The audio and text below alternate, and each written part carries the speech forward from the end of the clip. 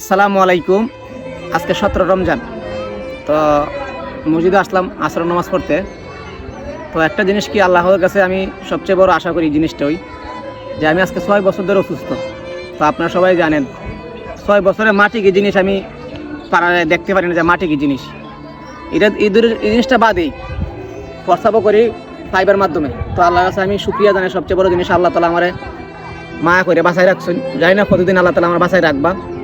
তো আজকে একটা জিনিস মনোহলের দিকে তুলে ধরলাম যে আল্লাহর কাছে দুজো অন্তর থেকে চাওয়া যায়। আল্লাহ বলছেন আমার কাছে অন্তর থেকে চাওয়া, আমি দেওয়ার জন্য প্রস্তুত। ইনশাল্লাহ আমি মনে করি এটা আমি অক্ষর অক্ষর পাইতেছি। আমি আল্লাহর কাছে যা চাইতেছি আল্লাহ তাআলা আমার তাই দিতেছেন।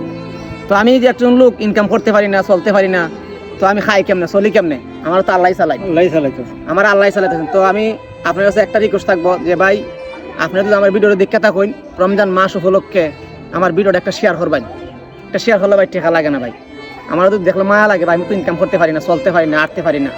আর রমজান মাস তো আপনারা অনেক কিছুই হেল্প করেন, সাহায্য করেন। এই ছোটো বাইরের একটু পাশে দাঁড়ান না ভাই। মনে করেন যে আমার একদিনের সংসারের বাজার খরচ দিলেন, তো যে আপনাদের মায়া লাগে আর কি, দুটো অন্তরে মায়া লাগে। তো আমি এই উলচেটটার কারণে আজকে মসজিদে নামাজ পড়তে পারি। উলচেটটা আমার অনেক আপু, অনেক বায়ারা, অনেকে এক টাকা দিয়ে সাহায্য করছে। তো তাদের কাছে আমি অনেক কৃতজ্ঞ জানাই। চাচা, আমার সম্বন্ধে তুমি কটা কথা কও না, যে আমি যে চলতেছি সমাজে মানুষ আমার করেন জন্য অনেক মানুষ দেখে। কিন্তু আল্লাহর কাছে খুশি থাকতে হবে সবসময়। আল্লাহর কাছে আল্লাহ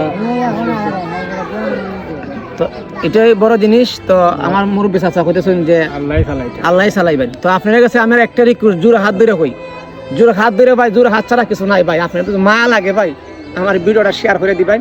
আর দুজো বা আপনার তৌফিক থাকে একটু হেল্প করার চেষ্টা করবেন। বা কিছু চাই না আপনার কাছে ভাই, আমরা দিলেও আপনাকে মা লাগে।